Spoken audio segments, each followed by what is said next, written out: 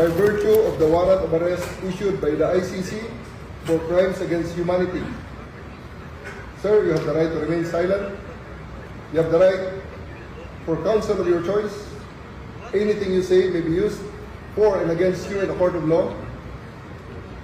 And I want to ask you, sir, if you understand these rights. Of course, coming from you, it's very clear. Now that you're asking, sir, for the basis of the warrant, the ICC had issued a warrant pursuant to Article 25(3)(a) of the statute for crimes against humanity and pursuant to Article 7(1)(a) of the same statute for murder, sir, committed in the Republic of the Philippines during the relevant period and as set forth in this warrant of arrest. Must be murders, hindi lang detention, and the basis for detention.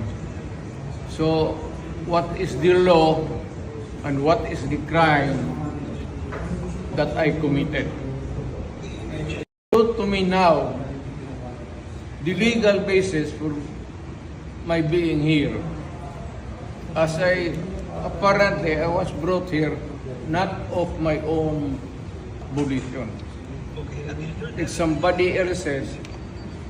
Kung hindi ibang tao, ikaw siguro, because this is your structure. So you have to answer now for the